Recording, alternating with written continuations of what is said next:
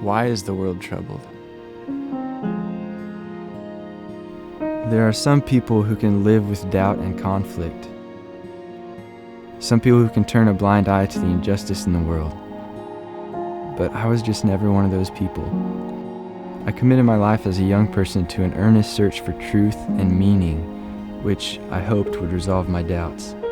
But the more I searched, the more contradictory information led to inner conflict.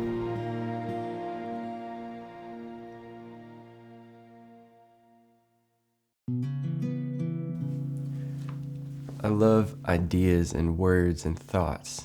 It's like they say, the pen is mightier than the sword. And for me, ideas have almost always been more of a reality than anything else. The real world repercussions that this book, the Quran, has had, or this book, the Bible, or even this book, the Basic Writings of Nietzsche.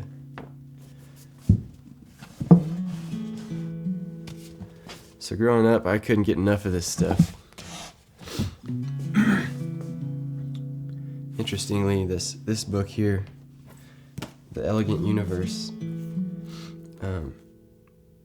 it's basically an effort to explain the string theory, which is a theory that tries to explain the discrepancies between astrophysics and quantum mechanics. And that's kind of the holy grail for physicists right now, is a unifying theory. I wanted to find a unifying theory in philosophy, something that would bring all of these together and make it all make sense. As a child, I was very observant and very sensitive to what was going on around me. If anyone was upset or happy, I could always sense it and I could always tell. That sensitivity applied to the wide world as well. Watching the nightly news, I couldn't take it as a kid. Seemed like the world was in such turmoil, and I didn't understand it. The conflicted state of the world, it never really lined up or measured up with how I felt, like, internally, because I was just a happy kid who just wanted everybody to be happy. So I didn't understand malice. It never made any sense to me. I wondered where it came from, why there were people who were unhappy, and I felt responsible to make it right. And it really hurt me as a kid to see the world in turmoil like it was. Parker and I first met when we were 15 years old, so he was just a really genuine guy. And yeah, like I said, just had a really gentle spirit, and you could tell that he really cared about people. But he was also really sad. Honestly, it was really hard for me to understand. I really didn't get it because, on the outside looking in, he had a great life. He has a great family, good friends. I mean, just a lot of people supporting him, a lot of people that love him. And, he was a talented guy too. Like, a teenager at the time, he was athletic, he was a musician, all these things that, would make for a great life then. But, so I really didn't understand why he was so sad. I had kind of a heavy countenance for my whole teenage years, but just because the troubles of the world filled my thoughts incessantly. And it was as if, the starving children in Africa or the war in Afghanistan is like the people that were suffering the most were walking beside me or living in my head almost. The more I watched the world around me, the more depressed I came, and I wasn't one of these people who could just turn a blind eye. As a matter of fact, I really couldn't stop thinking about it. So much so that by the time I was 13, I was horribly depressed.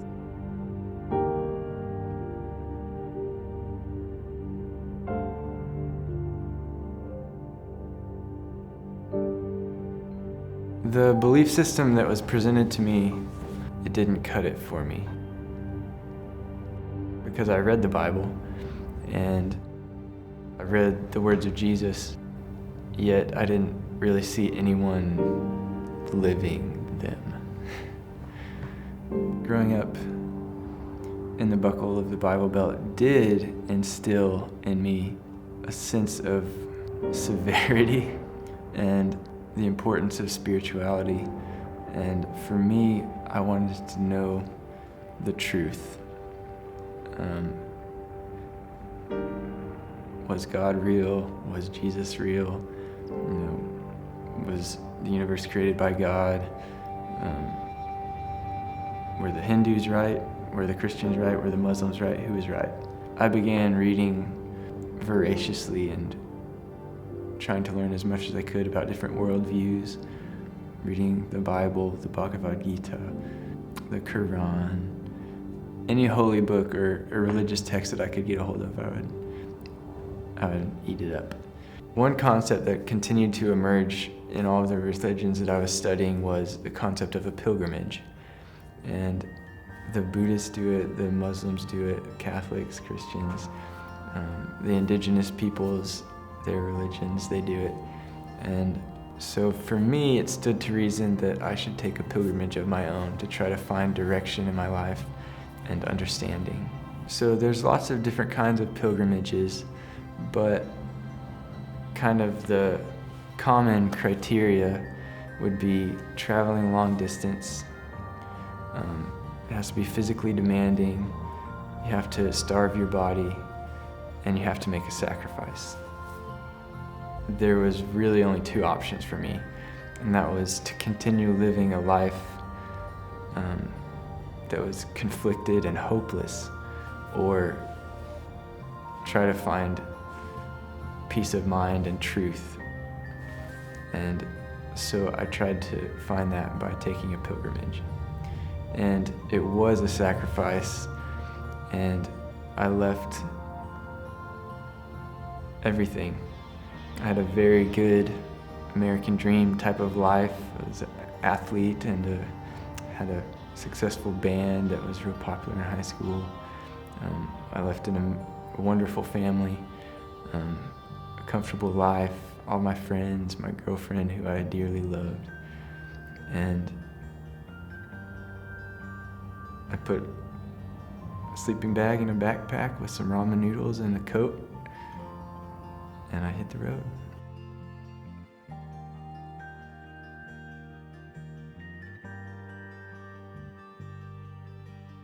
Pivotal moments have occurred in the wilderness.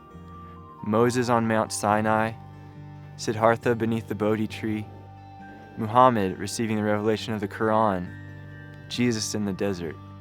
When I knew that I wanted to take a pilgrimage to try to understand my life and reach God, I knew that it had to take place in this setting. Summer of 2006, I was 19 years old, and I got on a Greyhound in Tulsa, bound for Taos, New Mexico. And then by hitchhiking and walking, I just wandered around New Mexico, Colorado, Utah, and Arizona.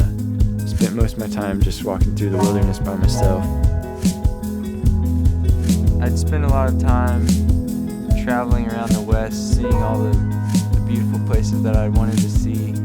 Well, I'd been staying in Moab for a little over a week. I was staying probably 800 feet up a scree field from a highway, and it was a very kind of a reclusive setting, and I could look down on all the people just like a Comanche Indian planning an attack. Eventually I caught a train from Flagstaff to LA, and then I started hitchhiking up the coast. When I got to Lancaster, I connected to the Pacific Crest Trail. I walked from Lancaster to Lone Pine, and that's about 300 miles. And I hitched back to the coast near San Jose, where I caught a train to Olympia, Washington. And then in Olympia, I hitched a ride with some friends back to Tulsa. I was gone for 10 months. The beauty of the American West never disappoints. After this period, I felt more self-reliant, and I felt purified in a way. I felt felt that I was gaining ground on the peace of mind that I sought, but I still wasn't quite there. And I certainly didn't have any direction for my life.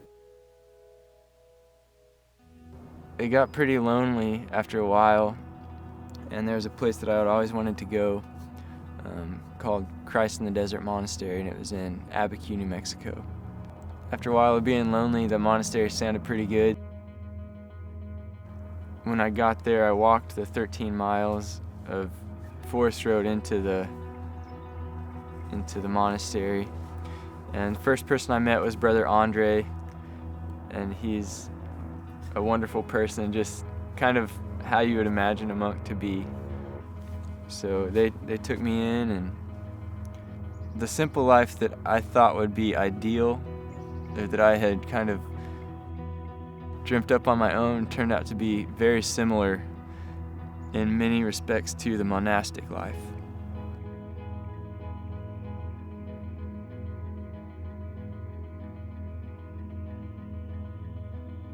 Well, this monastery was begun in 1964, so that's 50 years ago, and has been a place of solace, refuge, hospitality since the beginning. Well, I recall that Parker was here camping in the area. Wasn't really a guest per se, meaning staying in our guest house, but was camping out in the Forest Service. We were completely surrounded by federal wilderness here. I recall Parker being identified, because I probably didn't even meet him really specifically at that point, but here was a young man camping in the area and obviously coming to some of the services at the monastery. And then slowly over a matter of weeks probably, then he became a guest, more staying with us, helping with work projects, as our guests do. One of the ways that guests can share the life, besides coming to prayers and the meals, is working with us on various projects. So Parker was assigned to work on a building project that we had on the property at that time, and stayed on. And obviously, without my talking to him much about it while he was here, found a place of refuge and solace and comfort and direction and encouragement for his journey. It usually happens that people find their path or direction or whatever they might need simply in interacting with other people who are here, be it the monks, the guest master, other guests, residents in the area or on the property. We all need support. You know, sometimes I talk to people and they're expressing their problems or their frustrations, and I ask them about what community do they belong to. So many people are very much alone in this day and age. We need one another for support to go forward, accountability, all those kinds of things. But as I recall with Parker, it was more interacting with monks and friends who come here or live on the property that really helped him in his search and his direction. Parker was one of the most remarkable people who walked into this canyon lost and sincerely wanted to be in an environment where he could look at things at his own pace and his own way. So his state after he left was one of possibility.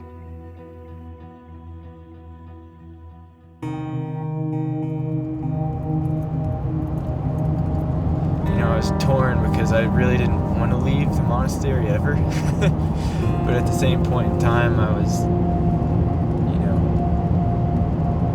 20 years old at that point, and I felt like it was time to, engage in society again, and, be a 20-year-old normal kid.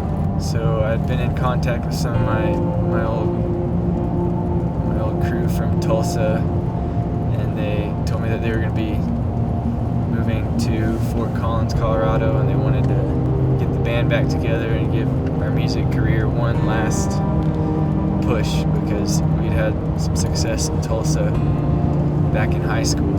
And so at that point I moved to Fort Collins, and I just had no solid ground to stand on. We were playing music some, we'd rally some nights and play.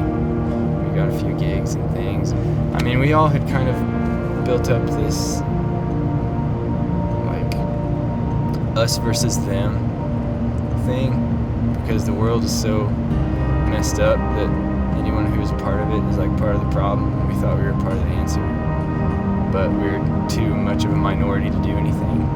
So we just drank and were bitter. I developed this real personal kind of belief system that like I was the only one that adhered to it. I felt like God and I had a direct line with each other, if he was out there at all. But if I just kept being good, then that'd be good enough. But then, without God and an objective moral law, then you get to define good however you want.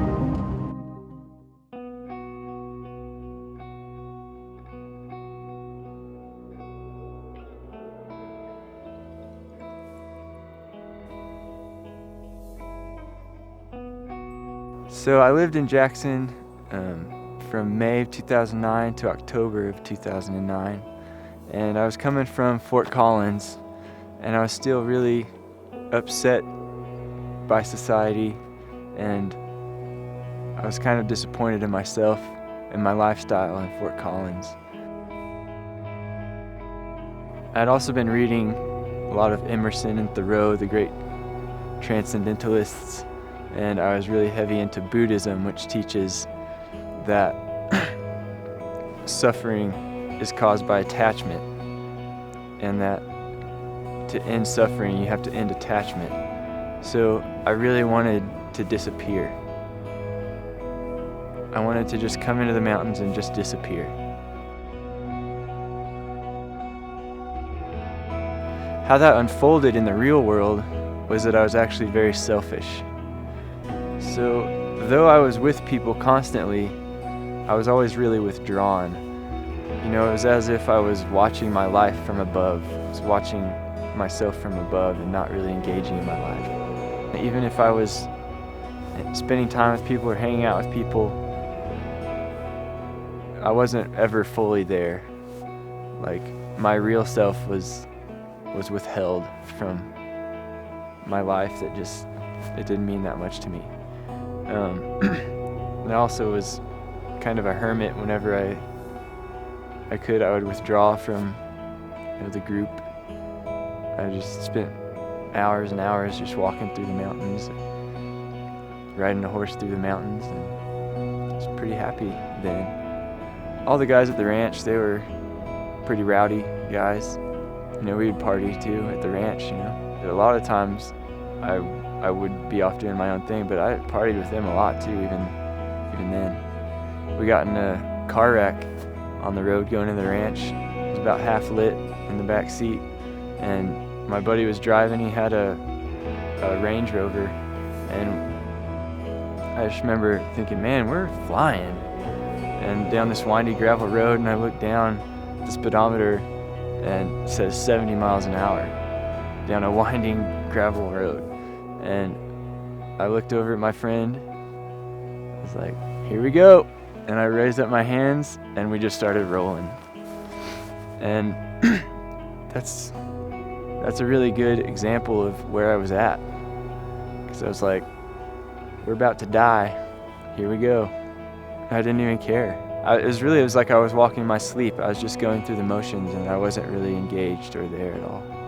But in October, I got a call from a girl that I had known, and she told me that she was pregnant. And I'll never forget standing in the bunkhouse and looking out and knowing that my life was going to change. Where I had come to Jackson wanting to escape from society and the problems, I was now leaving wanting to confront the problems and to create a beautiful life for my child. So all the escapism and the transcendentalism and the Buddhism that all went out the window, it just didn't hold water anymore. So then it all became about him. And ironically, I actually found happiness then when it was no longer about me.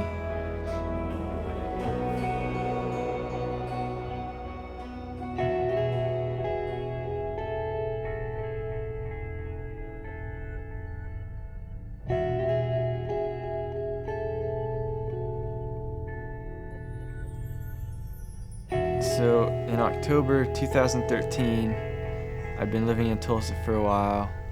Noah is 3 now, and I've basically been living my life basically as a pragmatist, kind of just not thinking about God or philosophy or anything like that too much, just because I was too busy. I had a lot of work that I had to take care of, and I didn't have time to think about much else. And then one day, a friend of our family approached me, and she said, "You need to hear this Bible verse." And she said, "See a man who is skilled in his work. He will stand before kings. He will not stand before obscure men." I thanked her and went on my way, and then the next day, I opened up the Bible at my parents' house. They keep them around, and just flopped it open, and the first verse that I saw was that verse that she had told me.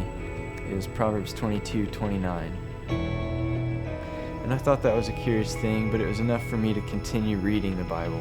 And as the words unfolded, I realized that it was describing with pinpoint accuracy what would happen to one if they lived a certain way, and what would happen to one if they lived a different way. It was as if I was reading the script to a play that I had lived out in real life, and it blew me away. So I continued reading the Proverbs, and then I moved into the words of Jesus. And the more I read, the more it rang true. Because what was different from before was now I had life experiences to support what the Bible had to say, whereas as a kid who was just disgruntled by the church, I didn't really have the life experiences to support those things. In Hebrews 4:12, it says that God's Word, the Bible, is living and active, and it has the power to reach into your situation in your life and provide answers that no one else can. The Bible also says in Matthew 7:7, "Ask and you shall receive, seek and you will find," and that is a guarantee. But first you have to ask, first you have to seek. But if you take the time and make that initial investment to seek, it is guaranteed that you will find answers. If you feel hopeless, there is hope. If you feel confused, there are answers. I'm certain that anyone who is completely sincere and objective in their pursuit of truth will not end up anywhere but at the foot of the cross. Although I have found Christianity to be the most intellectually satisfying worldview, that is not why I believe. On the third day after Jesus rose from the dead, we read of this scene in Luke 24. 2 men are walking on the road from Jerusalem to Emmaus. And as they walked, Jesus drew near to them. But the Bible tells us that their eyes were restrained and they could not recognize him. This man that they thought was a stranger asked them, "What is the matter? Why are you downcast?" And then he waited patiently as they proceeded to tell him the sad tale of how the one that they thought would be his Savior was crucified. As they neared the village, this stranger feigned that he would continue on the road, but they invited him to stay in for dinner. And the sequence here is very important. After they invited him in, then he came in. And after he came in, then he did the human act of breaking bread with them. And after he had done a human act, then the Bible tells us that their eyes were unrestrained and they saw Jesus. When they saw him, they said to one another, "Did not our hearts burn on the road when he spoke with us?" The heart knows Jesus before the mind does. And for some, in order to be persuaded, they must see Jesus do a human act. And in my life, he has. Hope, altruism, the desire for the world to be at peace, these things are echoes of Jesus. He is their source, and he is the only one that can resolve these fragmented truths which cause our hearts to burn. Faith is not a way of dismissing conundrums. Faith is what happens to you after you have seen Jesus' face. And when that happens to you, you can look back upon your road and see that Jesus the stranger was with you all along.